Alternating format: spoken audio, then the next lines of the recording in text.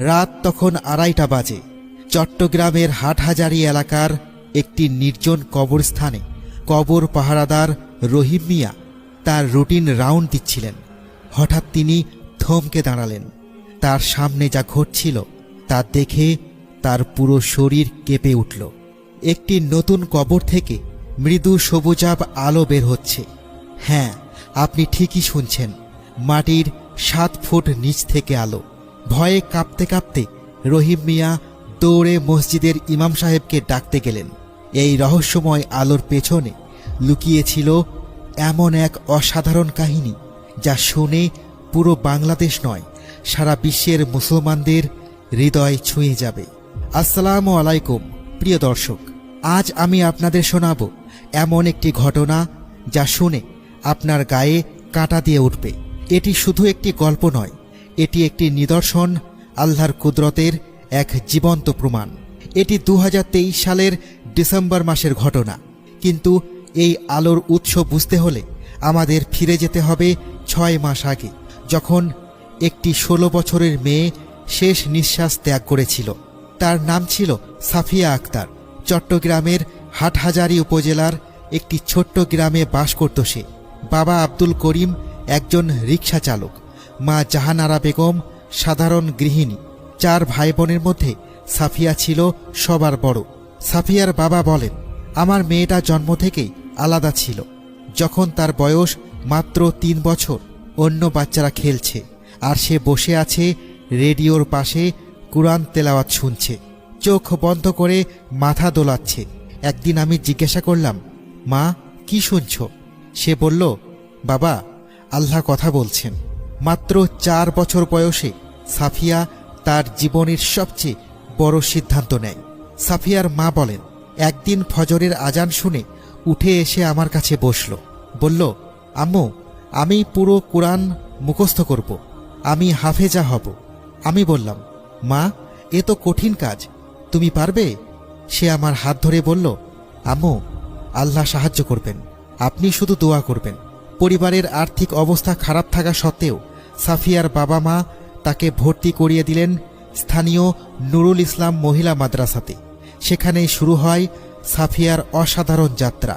সাফিয়ার শিক্ষিকা বলেন, প্রথম দিন যখন সাফিয়া ক্লাসে এলো, আমি দেখলাম একটা ছোট্ট মেয়ে, কিন্তু তার চোখে যেন আলো। সে আমাকে বলল, আপা আমি খুব তাড়াতাড়ি হাফেজা হতে চাই, যাতে আমার আব্বু আম্মুকে জান্নাতে নিয়ে যেতে পারি। সাফিয়ার মেধা ছিল অসাধারণ। যেখানে অন্য ছাত্রীরা একটি পাড়া মুখস্থ করতে 1 মাস সময় নিত, সাফিয়া মাত্র 1 সপ্তাহেই শেষ করে ফেলত।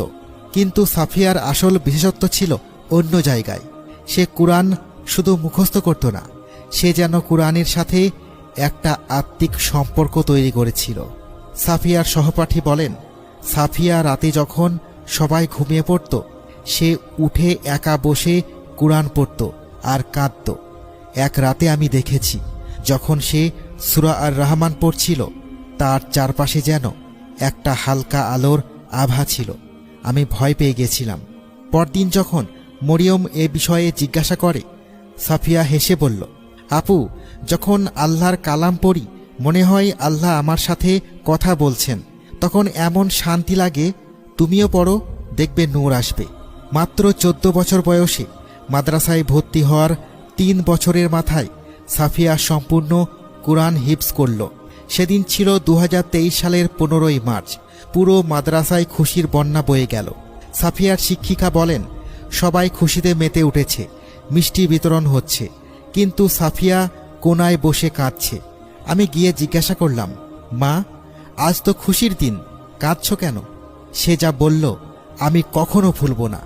বলল, আপা আজ থেকে আমি কুরআনের আমানতদার। 30 পারা আল্লাহর কালাম আমার বুকে। যদি একটা আয়াত ভুলে যাই, যদি আমল না করতে পারি, কিয়ামতের দিন আল্লাহর সামনে কি জবাব দেব? হাফেজা হওয়ার পর সাফিয়ার দৈনন্দিন রুটিন ছিল এই রকম। সাফিয়ার বাবা বলেন, আমার মেয়ে প্রতিদিন রাত 3টায় উঠে তাহাজ্জুদ, ফজরের পর 2 ঘন্টা তিলাওয়াত, দুপুরে খাওয়ার পর আবার 1 ঘন্টা, প্রতিদিন কমপক্ষে 5 পারা পড়ত। রাতে ঘুমানোর আগে সূরা মুলক, ওয়াকিয়া আর সাজদা একদিনও মিস করেনি। সাফিয়ার ব্যক্তিগত ডায়েরি থেকে একটি লেখা উদ্ধার হয়। সেখানে লেখা, আজ 10 এপ্রিল 2023। প্রিয় ডায়েরি, আজ সূরা ইয়াসিন পড়ার সময় এমন কান্না এসেছিল, মনে হচ্ছিল আল্লাহ আমার পাশেই আছেন। ইয়া আল্লাহ, কুরআনকে আমার সাথী বানিয়ে দাও এই দুনিয়ায় এবং আমার কবরে। আমার কবর যেন অন্ধকার না হয়। মৃত্যুর মাত্র 1 সপ্তাহ আগে সাফিয়া তার মাকে একটি অদ্ভুত স্বপ্নের কথা বলে। সে বলল, আম্মু, আমি স্বপ্ন দেখেছি আমি একটা সবুজ বাগানে আছি, চারিদিকে নূর, আর আমার কবর থেকে আলো বের হচ্ছে। মানুষ এসে দাঁড়াচ্ছে, কাঁদছে, তওবা করছে। আম্মু, আমি যদি মারা যাই দুঃখ করবে না, আল্লাহ আমাকে দিয়ে মানুষকে হেদায়েত দিবেন। সাফিয়ার মা বলল, ছিছি, এসব কি বলছো? কিন্তু সে হেসে বলল, আম্মু, মৃত্যু তো সত্য। হাফেজরা কখনো মরে না, তারা শুধু আল্লাহর কাছে চলে যায়। 2023 সালের 15ই জুন, জুম্মার দিন, সাফিয়া মাদ্রাসা থেকে ঈদের ছুটিতে বাড়ি আসছিল। সাথে ছিল তার 8 বছরের ছোট ভাই রাফি। রাফি আর সাফিয়া হাত ধরে হাঁটছিল। বলছিল, রাফি, তুইও হাফেজ হবি তো? আমরা 2 ভাই বোন মিলে আম্মু আব্বুকে জান্নাতে নিয়ে যাব। আমি বললাম, হ্যাঁ আপু, আমিও হব। ঠিক তখনই ঢাকা চট্টগ্রাম হাইওয়ে ক্রস করার সময় একটা দ্রুতগামী ট্রাক আসছিল। হর্ন দিচ্ছিল না। মেয়েটা দেখল ট্রাক সোজা তার ছোট ভাইয়ের দিকে আসছে। 1 সেকেন্ডও দেরি করল না, ভাইকে ধাক্কা দিয়ে সরিয়ে দিল। কিন্তু নিজে, সাফিয়া ভাইকে বাঁচাতে গিয়ে নিজে নিহত হয়। কিন্তু সাফিয়া শেষ মুহূর্তে বলল, লা ইলাহা ইল্লাল্লাহ। খবর ছড়িয়ে পড়ল বিদ্যুৎ গতিতে। একজন হাফেজা তার ছোট ভাইকে বাঁচাতে গিয়ে শহীদ হয়েছেন। পরদিন জানাজায় যা ঘটল, হাটহাজারীর ইতিহাসে তা অভূতপূর্ব। প্রায় 50,000 মানুষ এসেছিল। পুরো হাইওয়ে বন্ধ হয়ে গিয়েছিল। মাদ্রাসার সব ছাত্রী কাঁদছিল। অনেক অপরিচিত মানুষও কাঁদছিল। ইমাম সাহেব বলেন, আমি 30 বছর ইমামতি করছি, এমন জানাজা দেখিনি। যখন আমি দোয়া করছিলাম, আমার কণ্ঠ বারবার কেঁপে যাচ্ছিল। অনেক বেপর্দা মহিলা সেদিন পর্দা করার শপথ নিয়েছিল। অনেক যুবক নামাজ শুরু করার ওয়াদা করেছিল। তারপর দাফনের রাতেই শুরু হয় এই অলৌকিক ঘটনা কবরস্থানের পাহারাদারের সাথে। কবরস্থানের পাহারাদার বলেন, রাত 1:30টার দিকে আমি রাউন্ড দিচ্ছিলাম। হঠাৎ দেখি সাফিয়া বিবির কবরের দিক থেকে কিসের যেন আলো। প্রথমে ভাবছিলাম কেউ টর্চ ফেলে গেছে। কাছে গিয়ে দেখি, ইয়া আল্লাহ, মাটির ভেতর থেকেই আলো আসছে। সবুজাভ সাদা, খুব মৃদু কিন্তু স্পষ্ট। আমার পুরো শরীর কাঁপছিল। রহিম মিয়া দৌড়ে মসজিদের ইমাম সাহেবকে ডেকে আনেন। ইমাম সাহেব বলেন, আমি প্রথমে বিশ্বাস করিনি, কিন্তু যখন নিজের চোখে দেখলাম, সুবহানাল্লাহ। আমি আজান দিলাম। আশ্চর্যের বিষয়, আজানের সময় আলো আরও উজ্জ্বল হয়ে উঠল। পরদিন সকালে খবর ছড়িয়ে পড়ে। শত শত মানুষ আসতে শুরু করে। মাগরিবের পর থেকে রাত 2টা পর্যন্ত আলো দেখা যায়। এক দর্শনার্থী বলেন, ওয়াল্লাহি, আমি নিজের চোখে দেখেছি, কবর থেকে সত্যি আলো আসছে। আমার 15 বছরের ছেলে এই দেখে কাঁদতে কাঁদতে বলল, আম্মু, আমি নামাজ পড়ব। অপর এক দর্শনার্থী বলে, আমি ড্রাগ অ্যাডিক্ট ছিলাম। যখন এই আলো দেখলাম, মনে হলো সাফিয়া আমাকে বলছে, ভাইয়া ফিরে আসো। সেই রাতেই তওবা করেছি।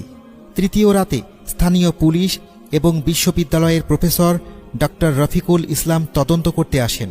প্রফেসর বলেন, আমরা electromagnetic field detector, thermal camera, সব ধরনের যন্ত্র নিয়ে পরীক্ষা করেছি। আলোর ওয়েভলেন্থ পরিমাপ করেছি 531 ন্যানোমিটার। আশ্চর্যের বিষয় হলো, এটা ঠিক সেই ওয়েভলেন্থ যা মক্কার কাবা শরীফের সবুজ আলোর সাথে 100% মিলে যায়। বৈজ্ঞানিকভাবে এটা ব্যাখ্যা করা অসম্ভব। মাটির 7 ফুট নিচে কোনো আলোর উৎস থাকা সম্ভব নয়। চতুর্থ রাতে সাফিয়ার মা তার ডায়েরি নিয়ে আসেন। মৃত্যুর মাত্র 3 দিন আগের একটি এন্ট্রি। সেই ডায়েরিতে লেখা, 12 জুন 2023। ইয়া আল্লাহ, আমি জানি না আমার আয়ু কতদিন, কিন্তু একটা দোয়া কবুল করো, আমার কবর যেন অন্ধকার না হয়। কোরআনের নূরে যেন আলোকিত থাকে। আর যদি সম্ভব হয় আমাকে মানুষের হেদায়েতের ওসিলা বানাও। আমি স্বপ্নে দেখেছি আমার কবর থেকে আলো বের হচ্ছে আর মানুষ হেদায়েত পাচ্ছে। সাফিয়ার মা বলেন, আমার মেয়ের দোয়া কবুল হয়েছে, সে চলে গেছে, কিন্তু তার নূর রয়ে গেছে। দাফনের 40তম রাতে এমন কিছু ঘটে যা সবাইকে স্তব্ধ করে দেয়। ইমাম সাহেব বলেন, তাহাজ্জুদের সময় হঠাৎ শুনতে পাই সূরা মুলকের তিলাওয়াত। স্পষ্ট নয়, কিন্তু শোনা যাচ্ছিল সাফিয়ার কণ্ঠের মতো। সেখানে আরও অনেকে শুনতে পায় এই তিলাওয়াত এবং জড়ো হয়। পুরো সূরা শেষ হওয়ার পর 47 জন মানুষ সেখানেই তওবা করেছে। একজন যুবক বলে, আমি নাস্তিক ছিলাম, কিন্তু যখন কবর থেকে কুরআন শুনলাম আমার পুরো দুনিয়া পাল্টে গেল। এখন আমি 5 ওয়াক্ত নামাজ পড়ি। সাফিয়ার কবর হয়ে উঠেছে পরিবর্তনের কেন্দ্রবিন্দু। সাফিয়ার শিক্ষিকা বলেন, আমাদের এলাকায় এখন 15টি নতুন হিফজ ক্লাস খুলেছে। 200টির বেশি ছেলেমেয়ে হাফেজ হওয়ার নিয়ত করেছে। 50 জনের বেশি মাদকাসক্ত সুস্থ হয়েছে। পুরো এলাকা এখন কুরআন গ্রাম নামে পরিচিত। এলাকার জন্য রহমত হয়ে এসেছে। সাফিয়ার ছোট ভাই রাফি, যাকে বাঁচাতে গিয়ে সাফিয়া শহীদ হয়েছিল, গত সপ্তাহে রাফি হাফেজ হয়ে দুর্ঘটনায় মারা যায়। তার কবর সাফিয়ার পাশে দেওয়া হয়। সেই রাতেই দ্বিতীয় আলো জ্বলে ওঠে তার কবরে। দুটো কবর থেকে আলো, যেন 2 ভাই বোন কুরআন পড়ছে। এই ঘটনা থেকে আমরা 5টি বড় শিক্ষা পাই। 1. কুরআনের সাথে সম্পর্ক। যে কুরআনকে বুকে ধারণ করে আল্লাহ তাকে সম্মানিত করেন। 2. নিয়তের বিশুদ্ধতা। সাফিয়াও শুধু আল্লাহর সন্তুষ্টি চেয়েছিল। 3. মৃত্যুর পরেও প্রভাব। একজন নেক বান্দার প্রভাব মৃত্যুর পরেও বিরাজমান থাকে। 4. দোয়ার শক্তি। আন্তরিক দোয়া কবুল হয়। 5. হেদায়েতের মাধ্যম। একজন মানুষ মৃত্যুর পরও হেদায়েতের মাধ্যম হয়ে উঠতে পারে। আজ 6 মাস পর কবরস্থান আধ্যাত্মিক কেন্দ্র, কুরআন গ্রাম নামে পরিচিত। একজন সাধারণ লোক বলেন, আমার জীবন বদলে গেছে, এখন হিফজ শুরু করেছি। কবরস্থানের পাহারাদার বলেন, এক রাতে মনে হলো কেউ বলছে, চাচা কুরআন পড়ুন। এখন আমি 65 বছরে আলিফ বা তা শিখছি। মুফতি সাহেব বলেন, হাদিসে আছে হাফেজদের কবরে আযাব নেই। এই আলো সেই তাসবির বহিঃপ্রকাশ। একটি বাচ্চা মেয়ে বলে, আমার নাম সাফিয়া, আমিও হাফেজা হব। প্রিয় ভাই ও বোনেরা, আল্লাহ আপনাকে ডাকছেন কুরআনের পথে। সাফিয়া প্রমাণ করে গেছে দরকার শুধু আন্তরিক হৃদয়ের। আজই শুরু করুন কুরআন শিক্ষা। বন্ধুরা, সাফিয়া চলে গেছে, কিন্তু রেখে গেছে বার্তা, মৃত্যু শেষ নয় যদি তুমি কুরআনের সাথে থাকো।